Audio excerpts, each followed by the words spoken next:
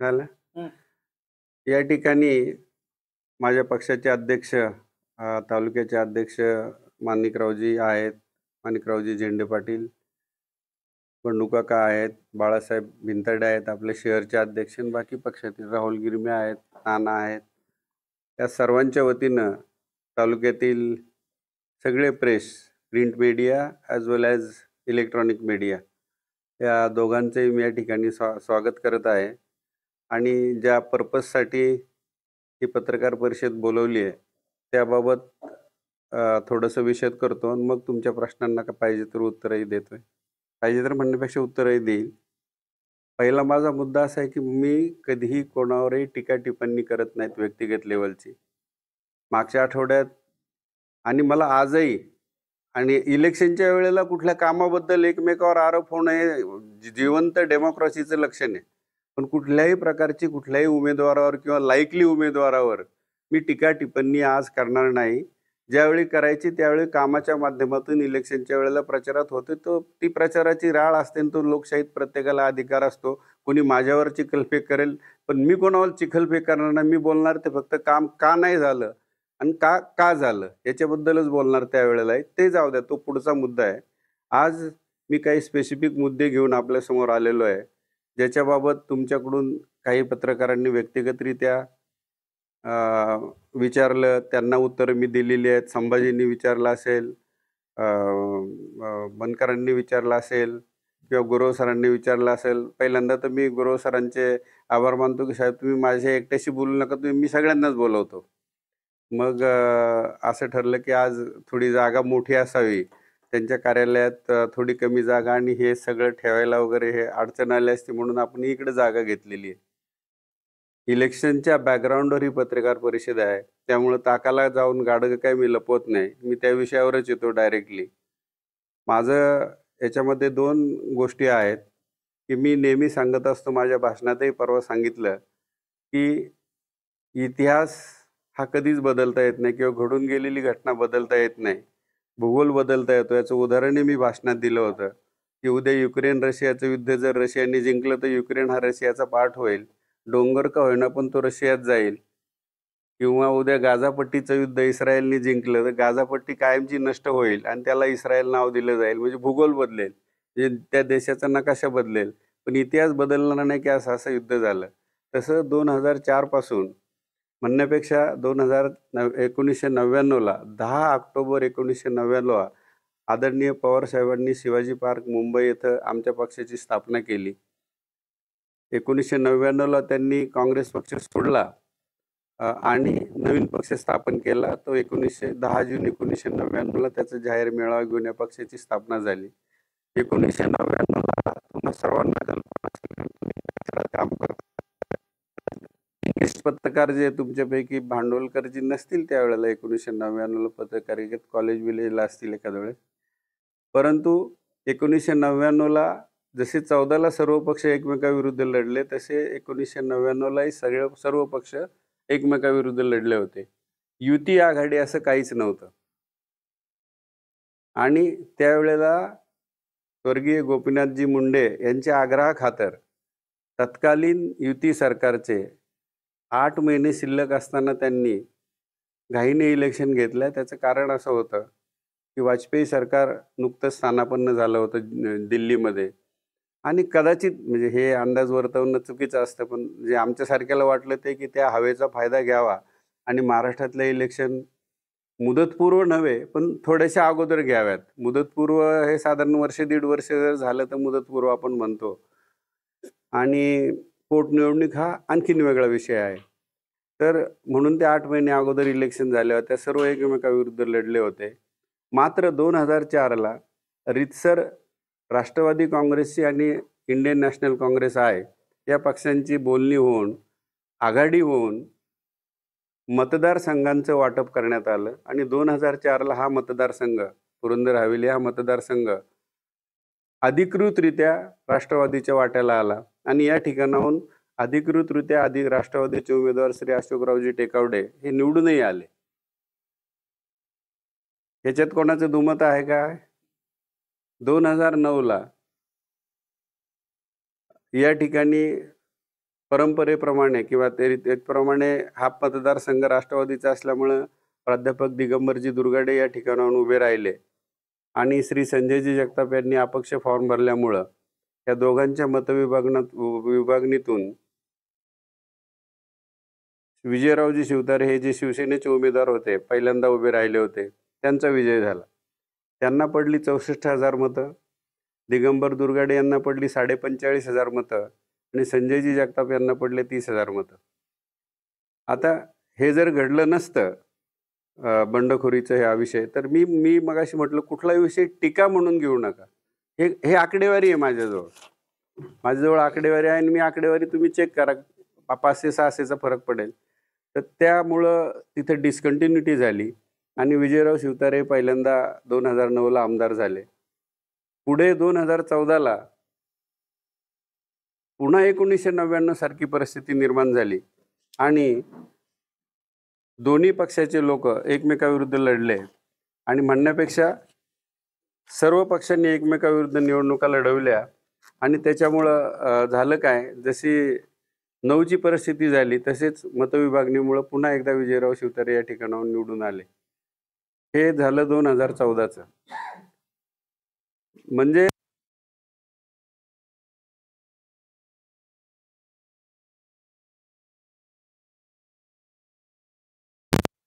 नाहीये, कारण 2014 पर्यंत राष्ट्रवादीचेच उमेदवार या ठिकाणी उभे राहत होते. 2019ला मात्र जर आपण असेच लढत राहिलो तर मग पुन्हा शिवसेनेचाच उमेदवार विजयी होऊ शकेल या भावनेतून मी माझा फॉर्म घेऊन आलोय. हा माझा फॉर्म आहे जो मला पक्षानेच भरायला सांगितला होता. हे माझे पॅम्पलेट्स मला पक्षाकडून आलेले होते की ह्याच्यावरून कॉपीज करून वाटा. हे पक्षाने नमुना दिलेला आहे. म्हणजे पक्षाने मला फॉर्म भरायला सांगितला, फॉर्म रेडी करायला सांगितलं थोडक्यात. कारण ते मी आता जिल्हाधिकारी म्हणून काम केलंय. जिल्हाधिकारी म्हणून अमोल बनकरला कॅन्डिडेट या नात्याने आदेश सोडणं हे फार सोपं असतं. अरे मिस्टर बनकर, याच्यात हे नाहीये, ते नाहीये, ते नाही. त्या फॉर्ममध्ये एवढे मोठे जाड कागद असतात, एवढा मोठा फॉर्म असतो तो. त्याच्यामध्ये एक ॲफिडेव्हिट तयार करायलाच 8-10 दिवस जातात. भले तुमच्यावर गुन्हा दाखल नाही, पण तो नाही तर म्हणावं लागते पोलीस स्टेशनचं पत्र आणून. इलेक्ट्रिसिटीचं बिल तुम्ही भरला असेल पण ते जोडावं तर लागतंय दिव्यावरून मागून. म्हणजे बरेच कागद जमा करावे लागतात. म्हणून मला पक्षाकडून सांगण्यात आलं की तुमचे पेपर जमा करा, तुमचा फॉर्म रेडी ठेवा. त्याप्रमाणे हा भरलेला फॉर्म मी तुमच्या समोर घेऊन आलोय मुद्दाम. याला बरेचसे अटॅचमेंट्स असतात आणि हा फॉर्म भरला. हे पक्षाकडून हेही आलं एक नमुना की तुम्ही असे पॅम्पलेट्स तयार करा, अमुक तमुक. जे त्यांनी इतरांना दिलं तर तेच मला दिलं होतं. पण फक्त मग आपल्या मतदारसंघाचं नाव, फोटो बिटो आपण स्थानिकरित्या काय बदलतो. म्हणजे तिथले काही महत्त्वाचे ठिकाणे त्यांनी टाकले असेल तर आपण खंडेरायाचा फोटो टाकतो, पुरंदर किल्ल्याचा फोटो टाकतो, संभाजी महाराजांच्या समाधीचा फोटो टाकतो. तो भाग आला इथं.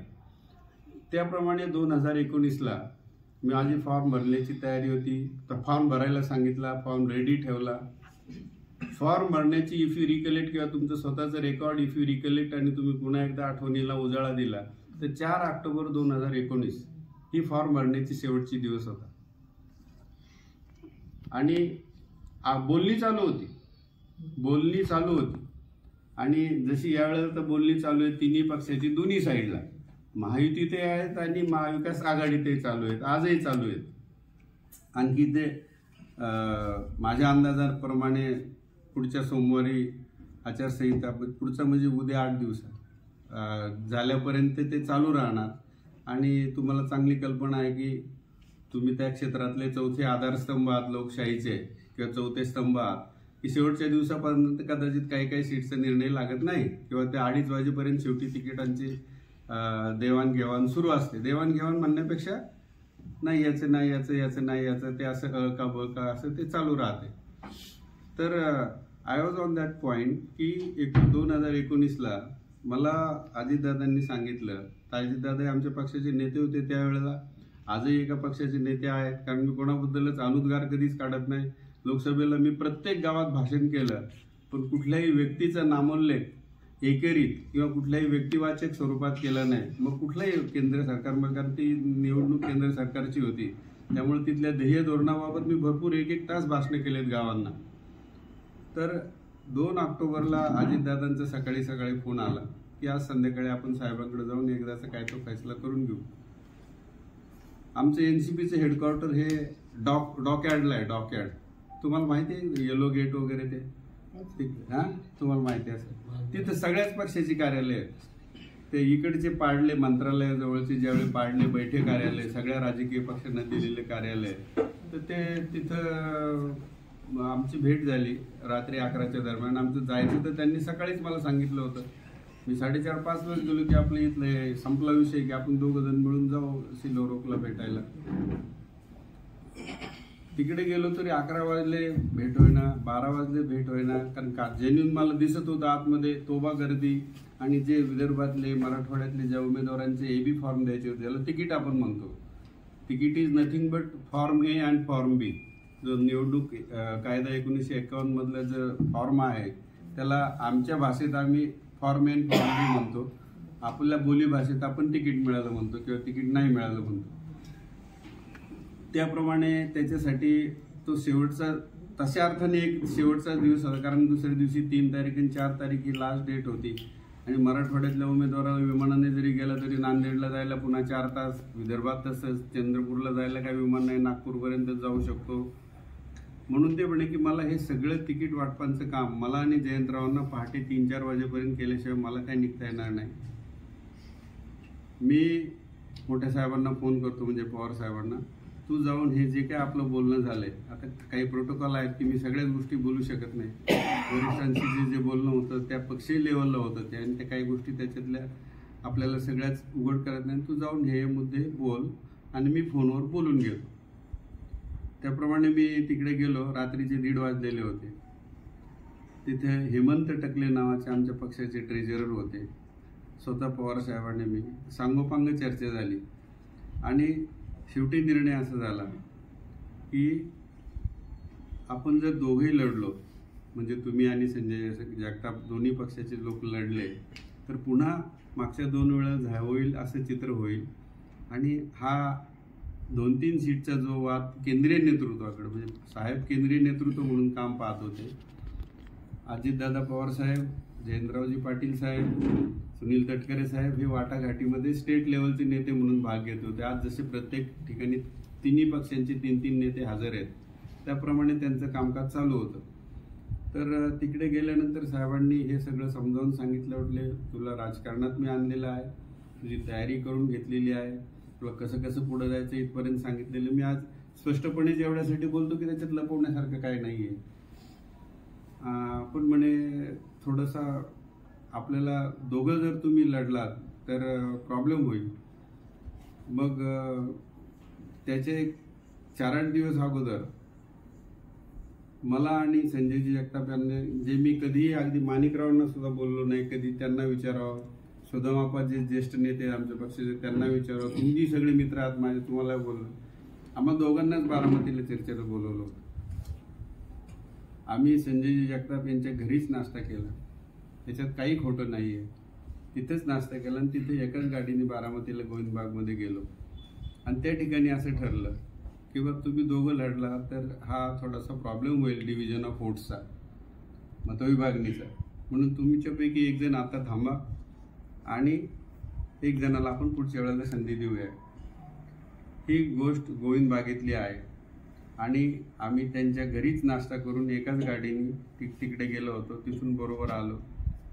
तरी पण पुढे ह्या वाटाघाटी थोड्या चालूच होत्या. त्याच्यामुळं म्हणजे साधारण त्यांनी त्यावेळेला ते इंडिकेट केलं होतं. शेवटी 2 तारखेला मी I will come back to the point of 2 October, जी गांधी जयंतीचा दिवस असतो, आत्ताच काल परवाच झाला, त्यावेळेलाही तोच दिवस होता. त्याच दिवशी संध्याकाळी ती घटना घडल्यानंतर हेमंत टकले होते, स्वतः साहेब होते. त्यांनी थांबायला सांगितल्यानंतर क्षणभर कोणताही माणूस नाराज होईल. एवढी तयारी केल्यानंतर 1.5 वर्ष शेतकरी मेळावा तुम्ही पाहिलाय, 16 जानेवारी 2019चा. तुम्हाला सगळ्यांना जी डेटही माझी अजून पाठ आहे. त्याच्या अगोदरही आम्ही तालुकावर फिरत होतो, अध्यक्ष हेच होते. तर सगळी तयारी झाली होती. परंतु मी केंद्रीय नेतृत्वाचा आणि साहेबांच्या शब्दाचा आदर केला आणि पक्षाचं हित पाहिलं, दोन्ही पक्षांचं हित पाहिलं. आघाडीचं हित पाहिलं आणि हा भरलेला फॉर्म तसाच घरी घेऊन गेलो, जो आजपर्यंत माझ्या रेकॉर्डला मी ठेवलेला आहे. हे बॅकग्राऊंड मी आपल्याला एवढ्यासाठी सांगितलं की आघाडीचा धर्म माझ्या वतीने मी एकदा पाळला आणि मला जो शब्द देण्यात आला पक्षाकडून असेल किंवा समोरच्या पक्षाकडून असेल, काँग्रेस पक्षाकडून असेल, तो आता त्यांनी पाळावा अशी माझी त्यांना कृतज्ञतापूर्वक विनंती आहे. आता परवा त्यांनी एक व्हिडिओ क्लिप घेऊन माझ्यावरती विनाकारणच आग ओकलेली आहे किंवा काहीतरी स्टेटमेंट केलेलं आहे. मी जसे तुम्ही आता इथे हे घेऊन उभे आहात ना, त्या दिवशी पवार साहेबांना भेटायला गेलो, सुप्रिया साहेबांना भेटायला गेलो, ही गोष्ट खरी आहे. पण यशवंतराव चव्हाण प्रतिष्ठानमध्ये ज्या वेळेला साहेब असतात किंवा ताई असतात किंवा दादा असायचे पूर्वी कधी, तर तिथली पद्धत अशी आहे की त्या ग्राउंड फ्लोअरला, म्हणजे साहेब 5व्या मजल्यावर ऑफिस आहे, ग्राउंड फ्लोअरला कॅमेरावाले सगळेच असतात, प्रिंट मीडियावाले असतात आणि कॅमेरावाले असतात. तर तिथं लाईननीच तुम्हाला 15-20 जण दिसतात, बाईट जे कोण भेटून आले. माझी जशी आज आपण गुरु सरांच्या सूचनेवरून किंवा त्यांनी सांगितलं एकदा तुम्ही बोला आमच्या सगळ्यांच्या, असं म्हणून आम्ही 3 दिवसापूर्वी ठरवलं. निरोप तुम्हाला आज सकाळी दिले, कारण मला पाण्याच्या आंदोलनाबाबत, हवेलीत पाणी मिळत नाही लोकांना प्यायला, त्याच्या आंदोलनाबाबत सकाळी मी महत्त्वाची मीटिंग होती. पण त्या मीटिंग सुरू होण्याच्या आधी आमच्या दोघा सहकाऱ्यांनी विनंती केली की तुम्ही जरा प्लीज माझ्यासाठी एवढे निरोप द्या. तुम्ही सगळे आलात, धन्यवाद पुन्हा एकदा. तर I was on the point की 2019ला ते झाल्यानंतर मी थांबलो. ते घटना 1:30 वाजताची होती.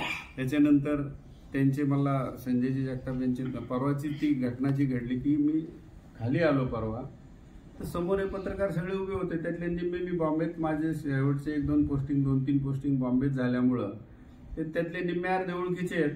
मी रिटायर झाल्यावर आलेले नवीन यंगपैकी कदाचित सगळेच नसतील, ते आले 2 जण पुढे की साहेब तुमचं पुरंदरमध्ये तुम्ही दावा ठोकलाय, आणि तुम्ही दावा ठोकलाय म्हणण्यापेक्षा वेगळा तुम्ही दावेदारी केलेली आहे म्हणे, त्याच्यात हे सत्य आहे का? तुम्ही आता साहेबांना भेटून आले, साहेबांनी काय तुम्हाला शब्द दिला, काय दिलं, काय बोलणं झालं? म्हटलं साहेबांची माझी भेट झाली, ही गोष्ट खरी आहे, आणि मी पुरंदरमधून उमेदवारी मागितली, ही गोष्ट खरी आहे, आणि मी लढणार आहे, ही गोष्ट खरी आहे. आणि माझ्या तालुक्याच्या युनिटनी, म्हणजे NCP राष्ट्रवादी तालुका शरदचंद्र पवार पक्ष, या पक्षाने एकमुखी ठराव माझ्या ह्याचा लिखित स्वरूपात पवार साहेबांनी नेऊन दिलाय. आणि त्यावेळेला पवार साहेबांनी थोडे तिडके नव्हे, जवळपास 20 ते 25 मिनिटं त्यांना देऊन त्याच्याशी सांगोपांग चर्चा केलेली आहे. ही गोष्ट खरी आहे. आता पुढचा मुद्दा ज्याच्यावरती संजयजी जगताप यांनी प्रतिक्रिया दिली की बाबा मला काय पक्षनिष्ठा वगैरे स्वीकारू नये, तर ह्या व्हीप बाबत त्या पत्रकारांचा जो प्रश्न होता, म्हणजे अमोल बनकरांनी विचारायचं किंवा योगेश कामठ्यांनी विचारायचं समोरूनच, अहो ते तुमच्या तालुक्यातल्या आमदारांचं नाव त्या व्हीपच्या संदर्भात, अहो म्हटलं मी तुम्हाला हात जोडू का? म्हटलं मी कोणावर व्यक्तिगत टीका करत नाही, व्हीप पाळणं हा एक नियम आहे, एवढं माझं सेंटेन्स आहे. परंतु संजय जगतापांनी कुठं व्हीप मोडलाय असं माझ्या तोंडी, संपूर्ण क्लिप बघा तिथून, अशा माझ्या तोंडी कुठंही शब्द आलेला नाही, हे मी तुम्हाला आत्ता क्लिअर करतो. आणि त्यांनी ते विनाकारण स्वतःचा गैरसमज घेऊन त्या प्रकारची ती क्लिप एक जारी केली की माझी पक्षनिष्ठा संभाजी झेंडेंनी तपासू नये वगैरे वगैरे वगैरे. मला त्या विषयाशी काही घेणं देणं काय ना. तर मी काँग्रेसचे ते खेसकर, अंतापूरकर और जिशान सिद्दीकी, त्यांनी 6-7 नावं घेतली फटाफट. त्याच्यात संजय जगतापांचं म्हटलं मी यांना ओळखतो, म्हणजे माझ्या तालुक्याचे आमदार म्हणून, बाकीच्या आमदारांना तर मी ओळखत सुद्धा नाही, आणि हा विषय माझ्या अखत्यारीतला नाहीच आहे, तो त्यांच्या पक्षाचा अंतर्गत प्रश्न आहे. व्हीपच्या विषयाकडे मी जाण्याचं काय कारण आहे? गौरव सर तुम्ही ज्येष्ठ आहे, सांगा मला. व्हीप हा विषय हा विधान भवनामध्ये चालतो, आणि विधान भवनामध्ये चालू असताना त्या पक्षाचा प्रमुख असतो, जो प्रतोद असतो, तो व्हीप काढत असतो. व्हीप म्हणजे आदेश, त्याच्या पक्षाच्या, संसदीय पक्षाच्या सदस्यांना, म्हणजे विधिमंडळ पक्षाच्या सदस्यांना त्याचा आदेश हा बंधनकारक असतो प्रतोदाचा, म्हणून प्रतोदाची निवडणूक केली जाते. प्रतोद हा नॉर्मली त्या पक्षातला एक ज्येष्ठ नेताच असतो, जो नॉर्मली मंत्रिपदावर नसतो, कारण त्याला हे पक्षाचं कामकाज जे आहे ते थोडंसं, अमोल जरा पाणी, त्यांना विधान भवनामध्ये आपल्या पक्षाचं कामकाज इतर पक्षाच्या सहयोगाने व्यवस्थितरित्या संसदीय कार्यमंत्र्यांच्या अध्यक्षतेखाली व्यवस्थित मिटिंगा अटेंड करता याव्यात म्हणून नॉर्मली ज्याच्याकडे मंत्रिपद वगैरे नाही किंवा इतर कुठली जबाबदारी नाही आहे अशा प्रकारचं एक काम त्यांना दिलं जातं. त्याच्यामुळं तो माझ्या दृष्टीने मी तो विषयाला हात घातलेला नव्हता ना, तो मी विषय काढला नव्हता किंवा तो विषय काढण्याचा माझा संबंध नाही किंवा माझ्याकडे तसला काही अधिकारही नाही कुठल्या तरी एका वेगळ्या राजकीय पक्षाचा व्हीप. पण माझ्या पक्षातलं जरी असता तरी मला अधिकार नाही काय, कारण ते बघणारे मोठे लोक आहेत वरती, ते राज्य स्तरावरचे नेते आहेत, त्यांचं काम आहे ते. त्याच्यामुळे व्हीप बाबत मी कुठेही त्यांच्याबद्दल बोललेलं नाही. त्यांनी ते आमच्या गावाकडच्या भाषेत म्हणतो तसं अंगावर ओढतो तसं ते विनाकारण मुद्दा अंगावर ओढून घेतलाय. ती संपूर्ण क्लिप तुम्ही पहा एकदा. मी माझ्या दावेदारीबाबत बोललोय, जे मी तुम्हाला आता एक्सप्लेन केलं ते बोललोय फक्त. आणि त्या अनुषंगाने तो मुद्दा मी त्यांना पुन्हा एकदा म्हणजे विनंती करू इच्छितो की त्यांनी तो पर्सनल घेऊ नये आणि माझी क्लिप त्यांनी पुन्हा पाहावी. मी जर असं कुठंच बोललेलो नाहीये, तुम्हाला एकदा पुन्हा क्लिअर करतोय. आता प्रश्न राहिला की इलेक्शन पुढच्या महिन्यात होऊ घातलेले आहे.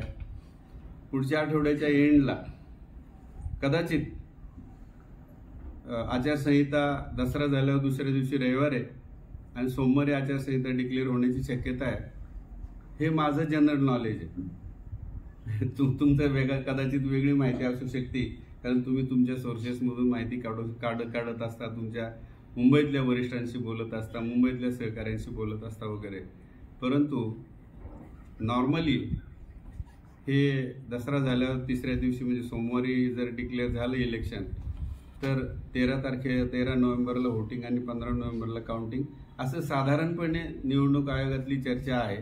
परंतु ह्या चर्चेला अर्थ नसतो, कारण आमच्याशी कोणतरी एक जण बोलतो, पत्रकार, ज्येष्ठ पत्रकार आहे, लोकसत्तेमध्ये म्हणून आम्ही विश्वास ठेवतो, महाराष्ट्र टाइम्समध्ये आहे म्हणून विश्वास ठेवतो, किंवा योगायोगाने मी निवडणूक यंत्रणेत काम केलं आणि निवडणूक आयोगाच्या हाताखाली थोडके नव्हे जवळपास 10-15 वर्ष काम केलंय. आणि मुंबईत असताना तर डायरेक्ट सेशन साहेबांच्या हाताखाली काम करण्याची संधी मिळाली. ते जुन्या ज्या काही ओळखी आहेत त्यांच्याकडून थोडंफार ऐकेल, पण ह्याला काही अर्थ फारसा नसतो. हे 2 दिवस 4 दिवस शेड्यूल मागं पुढं होऊ शकतो. पण एक नक्की आहे, 26च्या आत ते संपणार आहे. 26 नोव्हेंबरपर्यंत ह्या विधानसभेची मुदत आहे कायद्याने, आणि त्याच्यापूर्वी ही नवीन विधानसभा अस्तित्वात येणं गरजेचं आहे. म्हणजे फार पुढे ढकलण्याचा प्रयत्न केला किंवा खेचण्याचा प्रयत्न केला तर 4-6 दिवसांनी मागं पुढं होऊ शकतो, त्याच्यापेक्षा जास्त काय होऊ शकत नाही. म्हणजे 20 पर्यंत जर संपलं, विधानसभा अस्तित्वात कधी येते याच्याबाबतही कायदेतज्ञांमध्ये 2 ओपिनियन्स आहेत किंवा 2 मतं आहेत. काहींचं मत आहे ज्या दिवशी विधानसभेचं gadget election commission of India राज्यपालांना देतं, हँडओव्हर करतं, म्हणजे काय 288 जागांचे निकाल लागले समजा 15 तारखेला, 16 तारखेला त्यांच्याकडे जातात, 17 तारखेला ते गॅझेट डिक्लेअर करतात. गॅझेट म्हणजे काय, आजकाल कॉम्प्युटरवर 1 तासाभराचं काम असतंय, ते सगळं रेडीच असते, फक्त नावं फीड आणि पुढे पक्षाची नावं फीड केली आणि टोटल मारली की झालं. म्हणजे माझ्या मते 2च तासाचं काम असतं गॅझेट काढणं. आणि कायदेतज्ञ म्हणजे ॲडव्होकेट मनू सिंघवी असतील, यांनी परवा मतप्रदर्शन केलं की ज्या दिवशी गॅझेट निघालं त्या दिवशी विधानसभा अस्तित्वात आली कायद्याच्या दृष्टिकोनातून. एखाद्या मुख्यमंत्र्याला वाटलं, मनोनीत मुख्यमंत्र्याला, की नाही माझा शपथविधी अमक्या दिवशी व्हावा, काय मुहूर्त आहे वगैरे, म्हणून तो कितीही पुढे ढकलू शकेल, 8 दिवस पुढे ढकलू शकेल, 10 दिवस पुढे ढकलू शकेल. आणि मग शपथविधी झाल्यावर अधिवेशन बोलावं लागतं आणि शपथविधी होतो आमदारांचा, तो दिवस धरला जावा. हे एवढ्यासाठी सांगितलं की माझ्या मते 26 नोव्हेंबर हीच आपली डेट राहील. त्या अनुषंगाने हे प्रोग्राम चालेल. आता प्रश्न असा निर्माण होतो, we will come back to the point of Purandar Haveli. तर आम्ही कुठल्याही प्रकारचं मनभेद न ठेवता, मी दुसऱ्या दिवशी सकाळी त्यांचे 2 मिस्ड कॉल मला पडले होते संजय जावळ, त्यांचं खुल्या मनाने अभिनंदन केलं की तुम्हाला उमेदवारी मिळाली. मी खुल्या मनाने माझी उमेदवारी मागे घेतली. मनुष्य स्वभाव आहे, पहिले 15-20 मिनिटं माणसाला वाटतं की थोडंसं जरा हे, तर कोणालाही वाटतं, पण मन ही अशी बाब आहे की ती रिकन्साईल करते स्वतःला तासाभरात, अर्ध्या तासात. त्याच्यात तुमचा थिंकिंग सेटअप किती मजबूत आणि फास्ट आहे त्याच्यावर अवलंबून आहे. मग तुम्ही कदाचित अर्ध्या तासातच रिकन्साईल होता, जाऊ द्या झालं गेलं, याच्यात पुन्हा चक्र तर काय आपण नाना फिरवू शकत नाही. म्हणून मी त्यांच्या दुसऱ्या दिवशी अभिनंदन केलं. योगायोग असा की प्रचाराचा नारळ 4-2 दिवसांनी फुटला, तो दिवे गावातच फुटला. आणि पोमन जे त्यांचे अध्यक्ष आहेत अण्णा, प्रदीप अण्णा पोमन, हे आणि मीच नारळ फोडायला होतो दोघं, आणि आमचे स्थानिक गावकरी तिथले झेंडेवाडीचे. प्रचाराचा नारळ सुद्धा माझ्याच गावात सोडला. सुरुवात केली, मी प्रत्येक मिटिंग अटेंड केली की कुठं गैरसमज असा होऊ नये की मी दुटप्पी भूमिका घेत नाही. जी घ्यायची ती स्पष्टच घ्यायची, नाही ती घ्यायचीच नाही. मग की बा याच्यापासून आपण दूर राहिलेलं बरं. तर मी प्रत्येक गावच्या घोंगडी बैठका अटेंड केल्या, कुठलीही चुकवली नाही की त्या गावात चुकून हे जाऊ नये की यांची बी उमेदवारीला अर्ज होता म्हणून यांनी प्रचाराच्या बैठकीला आले नाही. तर आम्ही सगळ्यांनी मन लावून काम केलं इथं बसलेले सगळ्या जणांनी, आणि आपण तो इतिहास घडवला. त्याच्यामध्ये आदरणीय अजितदादा पवार साहेबांचाही हात मोठ्या प्रमाणावर आहे, कारण जी कृतज्ञतापूर्वक नमूद करायला पाहिजे ती केलीच पाहिजे. कारण त्यांचं ते वाक्य सगळ्यांनी याच्यावर ठेवलं होतं, रिंगटोनला ठेवलं होतं. आठवत आहे तुम्हाला? त्यांचाही त्याच्यामध्ये वाटा आहेच, परंतु आमच्या सगळ्या पक्षाच्या कॅडरनी मन लावून काम केलं. आणि तुमच्या माहितीसाठी सांगतो, तब्बल 52 वर्षानंतर काँग्रेसला आमदारकीचं तोंड पाहायला मिळालं. तब्बल 52 वर्षानंतर. याच्यापूर्वी काँग्रेसचा आमदार कधी झालता हे तुम्ही सांगा, मी सांगतो लगेच.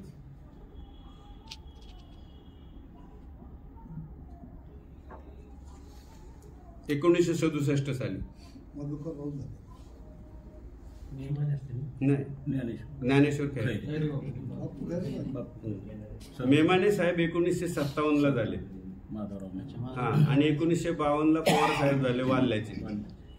नंतर 67 साली बापूसाहेब खैरे झाले. 62 साली बापूसाहेब खैरे झाले. 67 साली बापूसाहेब. 67 सालानंतर कधीही 2019 सालापर्यंत काँग्रेसला आमदार काय असतो हे पाहायला मिळालेलं नव्हतं. मी टीका नाही करत, इतिहास सांगतोय, मी पुन्हा एकदा शब्द वापरतो. अशा परिस्थितीत आम्ही काम करून, आणि दरम्यानच्या काळात 4 वेळा काँग्रेस पराभूत झालेली होती इथं, आणि स्वतः संजय जगतापही 2 वेळा पराभूत झालते, आदरणीय काकाही 2 वेळा पराभूत झाले होते. हा इतिहासाचा भाग आहे. टीका टिप्पणी करू नये, कोणाचाही नामोल्लेखही करू नये, परंतु आम्ही मन लावून काम केलं. आणि दरम्यानच्या काळात ह्या 52 वर्षाच्या काळात स्वबळावर राष्ट्रवादी काँग्रेसचे आमदार 2 निवडून आले, अशोकरावजी टेकावडे आणि संभाजीराव कुंजीर. आणि 3 वेळा 1985, 1999 आणि 2019 3 वेळा मित्रपक्षाचे आमदार राष्ट्रवादी काँग्रेसने निवडून आणले. म्हणजे 5 वेळा. 10 पैकी जवळपास 10-11 पैकी 5 वेळा. एखाद्या वेळेला 78 साली लोक म्हणतात, पण मला आठवत नाही. मिड टर्म पोलही झालेल्या होत्या आपल्याकडे, ते चेक करावं लागेल, कदाचित झालत्या का काय, म्हणजे त्या वर्षांमध्ये जाण्याची गरज नाही. आपण, माझं एकच म्हणणं आहे आणि अपील आहे काँग्रेस पक्षाला की आघाडीचा धर्म आम्ही पाळला 2019ला, आता तो त्यांनी पाळण्याची गरज आहे. ही एकमेकाची कृतज्ञता ठेवण्याची वेळ आहे. आम्ही कुठेही मगाशी म्हटल्याप्रमाणे तो लहानसा जो मुद्दा ट्विस्ट करण्यात आला होता तो मी कधीही बोललेला नाही, बोलणार नाही, कारण ज्याचा अधिकारच मला नाही ते मी कशासाठी बोलणार. कारण तेवढी परिपक्वता मला माझ्या नोकरीच्या निमित्तानं आलेली की ज्या विषयात आपला काही संबंध नाही ते कशासाठी बोलायचं. तो त्या पत्रकारांचाच प्रश्न, त्यांचंच उत्तर, आणि ते माझ्या नावे खपवलं गेलं, असा तो प्रकार आहे. तर हा 2019चा जो इन्सिडेंट झाला त्याच्यानंतर मग संजय जगताप आमदार झाले. आता त्यावेळी त्यांनी शब्द दिलेला होता, आदरणीय साहेबांनी त्यावेळी सांगितलं होतं की पुढच्या वेळी तुमचा विचार करू. त्याच्यामुळं मी दावेदारी केलेली आहे की यावेळेला मी काय थांबणार नाही आणि मी यावेळेला निवडणूक लढवणारच आहे. आता राहिला प्रश्न आघाडी धर्माचा, त्या याच्यामध्ये मी योग्य वेळेला जाईल की 2019च्या पार्लमेंट इलेक्शनला आघाडी धर्म पाळला गेला का, 2019ला विधानसभेला पाळला गेला का, याच्याबाबत आकडेवारी सकट ती आज वेळ नव्हे. मी आता एवढाच हा इतिहास सांगण्यापुरतं तुम्हा सगळ्यांना इथं मुद्दाम बोलवलं होतं. आणि मी लॉजिकली का म्हणतोय हे तुम्हा सगळ्यांना कळणं आणि तुमच्या मार्फत जनतेला कळणं ही माझी भूमिका आहे. म्हणून अत्तंभूत इतिहास मी कुठलाही कागद न पाहता, पण कुठल्याही एकही गोष्ट फॅक्टच्या विरहित नाही असेल तर तुम्ही मला आत्ता पॉइंट आउट करा. की तुमचं हे 1967 हे वगैरे चुकतंय किंवा हे 52 वर्षाचा इतिहास चुकतोय. बाकी बरेचसे मुद्दे आहेत की ज्याच्यावरती मला काँग्रेसबाबत किंवा राष्ट्रवादी काँग्रेसबाबत बोलता येईल किंवा इतर पक्षांबाबत बोलता येईल, पण ते इलेक्शनचं घोडा मैदान जवळ आल्यावरती बोलूया. ते मग आता असं होईल की मी काय टीका करण्यासाठी पत्रकार परिषद घेतली की त्याच्यावर मला आता बोलायचं नाही. माझ्याकडे सगळी आकडेवारी आहे, 2019ची आकडेवारी आहे, मतदान केंद्रवाईज आकडेवारी आहे, कुठे काय झालं कुठे काय झालं ते मी योग्य वेळेला बोलेन. एवढंच मला निवेदन, नम्र निवेदन आपल्यासमोर करायचं होतं की माझी दावेदारी मी मागे घेणार नाही आणि मी का करतोय हा काय गंभीर विषय आहे आणि हे तुम्हाला कळणं गरजेचं आहे, तुमच्या मार्फत जनतेला कळणं गरजेचं आहे. म्हणून मी तुम्हाला आज येण्याची विनंती केली. हा भाग वेगळा की तुमच्या सगळ्यांमध्ये गुरव सर ज्येष्ठ आहेत, ते मला एक महिन्याभरापासून म्हणत होते की साहेब तुम्ही आमच्या सगळ्यांशी बोलला. तर म्हटलं मी जरूर योग्य वेळेला बोलेन, कारण ती योग्य वेळ आता आलेली आहे. आत्ता म्हणजे 3 दिवसापूर्वी किंवा 4 दिवसापूर्वीच म्हटलं तरी चालेल. समजा पितृपक्ष होता, हा भाग सोडा, पण पितृपक्षामुळे वाटाघाटीला काही ते बसत नव्हते.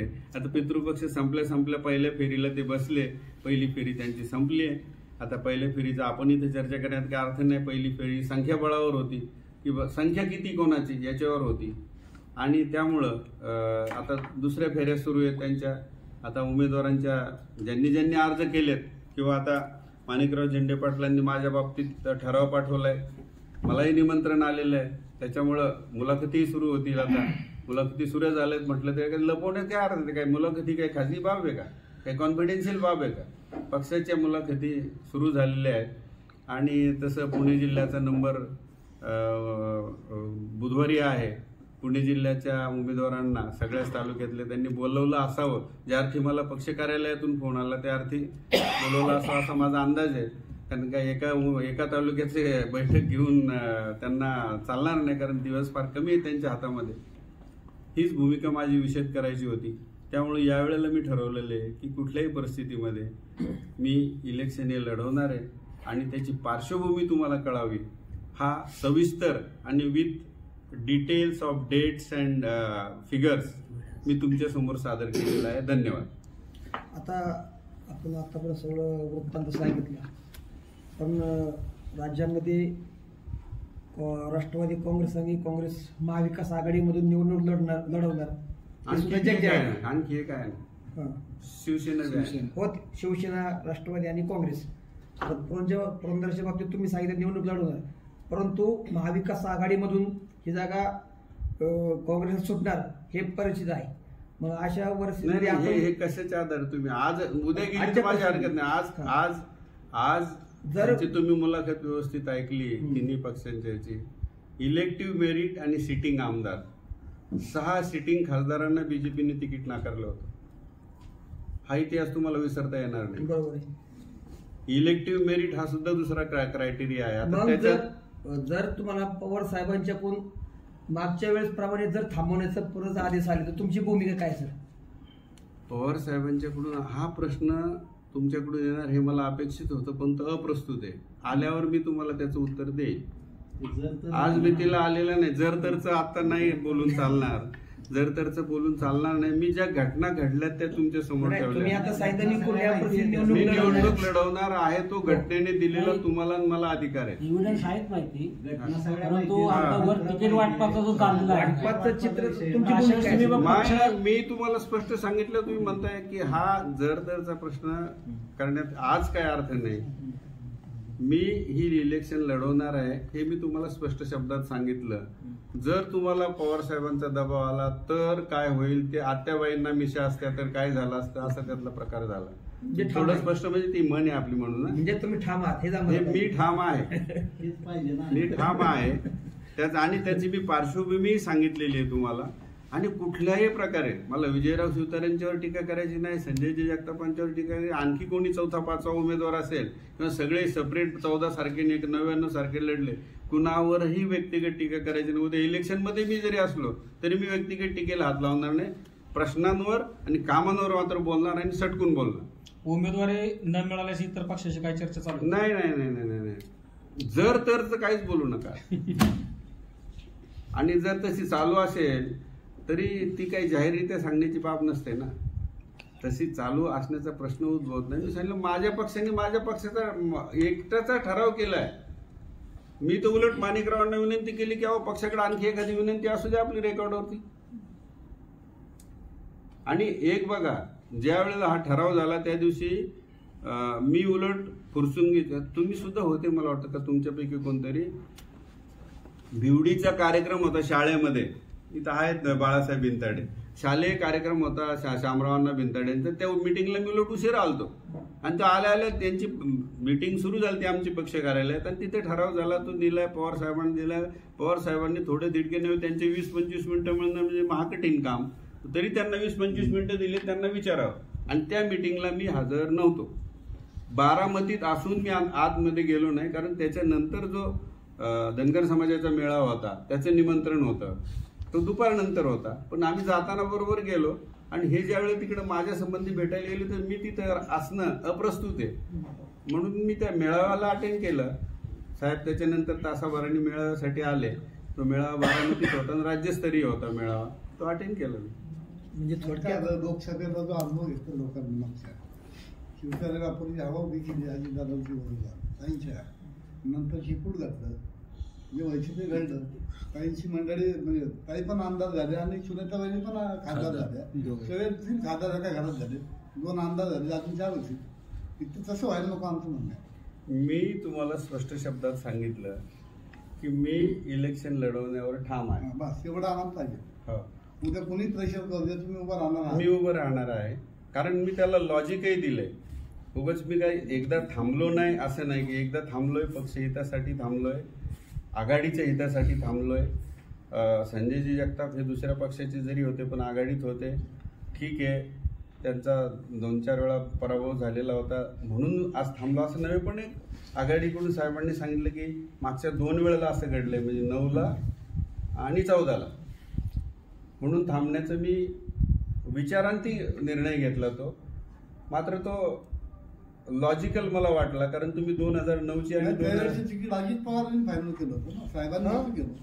नाही, त्यावेळेला आपल्या तालुक्यातले सगळे प्रमुख नेते, स्वतः शरद पवार मध्यभागी, बाजूला अजितदादा आणि जयंत पाटील साहेब, आणि तिसरे मला वाटतं तटकरे साहेब होते का, तटकरे साहेब होते. आम्ही 10-12 जण होतो आणि ते तिकीट त्यांनी तिथं डिक्लेअर आमच्या बैठकीत केलं होतं, जाहीर पत्रकारांसमोर नव्हतं केलं. माझा प्रश्न अध्यक्षांना आहे की त्यांची जी भूमिका आहे पक्षाच्या संदर्भातली, किंवा आम्ही तिकीट मिळो न मिळो आम्ही लढणार आहोत, तुमची काय भूमिका असणार आहे? लोकशाहीमध्ये सर्वांना लढण्याचा अधिकार आहे. ते तर IAS अधिकारी आहेत, त्यांना मी कसं सांगणार? पक्ष अध्यक्ष म्हणून मी सांगणार माझ्या आघाडीला तिकीट मिळावं, परंतु आम्ही त्या ठिकाणी पक्षाने हे नसताना पक्षाचे प्रमुख नेते आमचे 5 आहेत, संभाजीराव झेंडे साहेब, विजय कोलते, सुदामा पैंगडे, माहूरकर आणि दत्ता बचाव, हे 5 जण नेते ऐका ना भाऊ. काल रात्री मला मगाशी अर्ध्या तास फोन जेवढे जवळ होते ते सगळे आले. अध्यक्ष ऐका ना, अध्यक्ष 2 मिनिटं. पक्षाचे अध्यक्ष आहे. अध्यक्ष, महत्वाचा मुद्दा आहे की तुम्ही पक्षाध्यक्ष आहात, पुरंदरची सगळी जबाबदारी तुमच्यावर आहे आणि पुरंदरमधून जर बंडखोरी होणार असेल तर पक्षाची भूमिका काय असेल? बंडखोरी हा शब्द, सॉरी तुम्ही त्यांना प्रश्न विचारलाय, बंडखोरी हा शब्द आत्ताच वापरणं अप्रस्तुत आहे. नाही, मला त्यांच्याकडून उत्तर हवं. हां,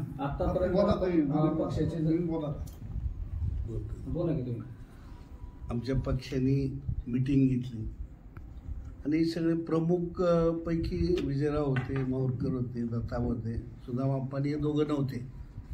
त्यावेळेला एकमुखाने आम्ही ठराव केला, ही जागा राष्ट्रवादी काँग्रेस पक्षाला मिळावी आणि त्याच्यामध्ये संभाजीराव झेंडे हे एकमेव उमेदवार आमचे सर्वानुमते असतील. तर साहेबांना दिलं, जयंत पाटील साहेबांना दिले आम्ही आणि त्यांना भेटलो मी. साहेबांना म्हणलं ही जागा आम्हाला मिळाली पाहिजे. आजसुद्धा आम्ही तेच सांगतोय की ही जागा आम्हाला राष्ट्रवादी काँग्रेस पक्षाला मिळावी, हे सुद्धा आम्ही आजसुद्धा साहेबांना सांगतो. तुमची मागणी आहे इथपर्यंत ठीक आहे, हो, परंतु जर तुम्हाला ही जागा आघाडीकडे गेली तर मग तुमची काय भूमिका असणार आहे? साहेबांचा प्रश्न आहे. आघाडीत आम्ही आहोत ना. पण आघाडीत असताना काँग्रेसकडे गेली तर तुमची काय भूमिका असणार आहे? काय करणार तिकीट असं आमचं म्हणणं. आघाडीतून जर तिकीट हे रोलिंग आमदार हा नियम लावून किंवा विद्यमान आमदार जे आहेत हा नियम लावून जर तिकडे गेले तर तुम्ही काय? आघाडी धर्म, अध्यक्षांची भूमिका ती महत्वाची आहे. आघाडी धर्म पाळणार. आतापर्यंत जर पाहिलं तर आघाडीच्या वतीने जिल्हे साहेबांनी तिकीट मागितलंय त्या पद्धतीने त्यांच्या पक्षाकडे आमदार साहेब तिकीट मागत असतील, हा पाठ झाला. परंतु आजपर्यंत जर पाहिलं तर तुम्ही निवडणुकीच्या पूर्वी लोक तुमच्यात मनोमिलन होऊन तालुक्यामध्ये तुमचे दौरे होत होते, परंतु आता सध्या तुमच्या तालुक्यात कुठेही तुमचा आघाडी म्हणून दौरा होताना अजिबात दिसत नाही. मग तुमच्या जर हे उमेदवारी जाहीर झाल्यानंतर मनोमिलन कसं होईल? आज तर तुम्ही अजून लोकांच्या एकत्र जातच नाही. नाही, सध्या वाद झालाच नाही तर मनोमिलनाचा विषय कुठे? नाही. आघाडी म्हणून आम्ही बरोबरच आहोत. 8 तारखेला आदरणीय पवार साहेब जेजुरीला येतात, नाट्यगृहाचं उद्घाटन आहे. तिथं आमदारांनी सुद्धा सांगितलं की संभाजीराव झेंडेचं नाव वरच्या लाईनमध्ये टाका. म्हणजे असं मतभेद अजून नाही. असं कुठे आहे ना. आता हे ते पराचा कावळा केला तुम्ही सांगितलं साहेबांनी मग हे साहेब आमदारांच्यावर असे बोलले नाही. मग तुम्ही लिहिलं मग ते बोलले. परत त्यांनी नाही लिहिलं, त्या मुंबईच्या पत्रकारांनी. ना म्हणजे पत्रकार कुणी असू दे. झेंडे साहेब, माझा एक प्रश्न असा आहे की लोकसभेला सुप्रियाताईंचा प्रचार झाला, पुरंदरच्या राष्ट्रवादीने प्रचंड काम केलं पण काँग्रेसनेही केलं आणि त्याचा एकीकृत परिणाम म्हणजे त्या विजयी झाल्या. तर थोडंसं राष्ट्रवादीला असं वाटतं का की थोडंसं काँग्रेसचं उपकाराचं ओझं आहे आणि त्यामुळे नेते व्यक्त होत नाहीत का लवकर तुमच्या बाबतीत? असं आहे, व्यक्त होण्याचा प्रश्न नाही. तुम्हाला मी सांगितलं त्या प्रश्नावर मी योग्य वेळी येईल आणि आकडेवारी सकट येईल. मदत झाली न झाली हे आज उकरून त्याची कॉन्ट्रोवर्सी तुम्ही किंवा मी करणं योग्य नाही. मी आकडेवारी सकट तुमच्यासमोर येईल. तुमच्याकडे गावोगाव जे दौरे झाले आमचे त्याचा चार्ट आहे. 7 मार्चला आम्ही दौरा सुरू केला, तो शेवटपर्यंत चालला. तिथं कोण कोण हजर होतं आणि कोण कोण नव्हतं, हे दिवस कोणत्या दिवशी कोणतं गाव होतं हा तक्ता पाहिजे तर मी तुम्हाला द्यायला तयार आहे. त्याच्यामुळं प्रचारात कोण सामील झालं कोण नाही झालं हे सगळं आहे. पण ते आज बोलणं अप्रस्तुत आहे असं मी मगाशीच विधान केलं. ज्यावेळी बोलायचे त्यावेळी मी याच्यावरही बोलणार. कधीतरी तुमच्या पक्षाच्या वरिष्ठांची थोडीशी अडचण होती का काय असं आम्हाला असं वाटतं की बाबा त्या मागचा लोकसभेच्या निवडणुकीचा तो जो आहे ते त्याच्यामुळे मी थोडंसं ते लगेच व्यक्त होत नाही. त्याच्या मागं तर 2014चा इतिहास तुम्ही आठवा काय झालता. मी तर नोकरीत होतो त्यावेळेला काय घडलं होतं या तालुक्यामध्ये सासवडमध्ये ते तुम्हाला सगळ्यांना माहिती आहे. मी सांगायला नको. पण माझा अजून अगदी मनापासून सांगतो कोणाचे व्यक्तिगत उणे काढण्यावर अजिबात विश्वास नाही. माणिकराव 1999ला साहेबांची सांगण्यावरनं सुधामरावांची उमेदवारी दिली तर तुम्ही सक्सेस होता आणि पण होतो. तेव्हा काय झालं होतं, साहेबांनी उभारायला सांगितलं, पुढं काय झालं नंतर? आम्ही अपक्ष लढलोच की. अपक्ष लढलं मग आपची वेळ येणार आहे का आता? त्याचीच पुनरावृत्ती होणार आहे का? त्याचीच पक्षाची उमेदवारी पुनरावृत्ती द्यावी साहेबांना, पक्षाची. नाही ना, पक्षाची उमेदवारी आम्ही मागतो इथं आम्ही मिळवायचा प्रयत्न करू. नाही पण आम्ही जागा मागतो ना बाहेर ठिकाणी, मग तुम्ही ही जागा मागून घ्या. आम्ही मागतोय सोडली, आम्हाला आमची जागा द्या. मागतोय ना आम्ही चालू सांगितलं 2004 पासून आमच्या पक्षाची जागा आहे. एक वेळचा अपवाद म्हणून त्यांना दिली. कारण ह्या वादामध्ये दोघा पक्षांच्या वादामध्ये तिसऱ्याच पक्षाचा फायदा होत होता. तुम्ही 2019ला 2009ला पाहिलं आणि 14लाही पाहिलं. तुम्ही पाहिले, तुम्ही साक्षीदार आहात सगळे त्या घटनेचे. बघा 2009ची आकडेवारी बघा, 2014ची आकडे नसेल तर मी पुन्हा रिपीट करतो. सगळ्यांना माहिती आहे, त्याचं काय बाब नाही. हो, मतविभागणीचा फायदा समोरच्या पक्षाला झाला. मग तो वरचा देवचा विचार बरोबर आहे, तसा विचार पुन्हा होणार ना, काहीतरी करणार ना. हो, तसा विचार केला तर मग आपल्याला काही विचार करावा. तुम्ही पक्षाचा दबाव टाका ना मोठा पक्ष माणिकराव. तुम्ही टाकलं काय दबाव साहेबांवर? 3-4 वेळा तुमचं ऐकलं, तुमचं काम करतोय आणि आमचा आमदार द्या आमदारांचा. एकवड्याचा वेळ झाला ना तसा. चालू आहे आमचे प्रयत्न, चालून यश करा, तुम्ही निर्माण करा. नाही मग त्यांचं आता त्यांनी जर भूमिका सांगितली की मी निवडणूक लढवणार, पक्षाने काय निर्णय घ्यायचा तो घ्यावा. बरोबर ना, माणिकरावांना म्हणतो त्यांची जबाबदारी हे उभं राहणार आहे. अध्यक्ष म्हणून त्यांनी लेटर साहेबांपुढं. तुमचं आज मी ठाम आहे तुमच्या निर्णयाचा, हा तुमचा आजचा निर्णय आजच्या निर्णय. बाकी पक्ष काय उद्या पक्ष निर्णय काय होईल नाही आघाड्या नाही काय नाही नक्की काय? तसं बोलून वातावरण भिसिएट करू नये. म्हणजे तुमचं म्हणजे निर्णय त्याचा अर्थ दुसरा असा निघतो की मी पक्ष निर्णयाला मानत नाही. आजच कशाला तो निर्णय घ्यायचा. बरोबर. तुम्ही वेळ आहे, तुम्ही बी मॅच्युअर्ड लोक आहात. म्हणजे इन द सेन्स ह्या पत्रकारिता क्षेत्रामध्ये अनेक वर्ष काढलेलं आहे. तो उद्याचा निर्णय झाल्यावर बघून, आज तर झालेला नाही. मी तुम्हाला सांगितलं तसं पितृपक्षामुळे 3 दिवसापूर्वीच वाटाघाटी सुरू झालेल्या आहे. बरं, काल परवा कुठेतरी बातमी फिरत होती ती व्हॉट्सअपला तुमच्या, त्याच्यातही माझं नाव कुठून आले काय नाही, पण त्या चॅनलशी माझा संबंध नाही आणि त्या बातमीशी माझा संबंध नाही.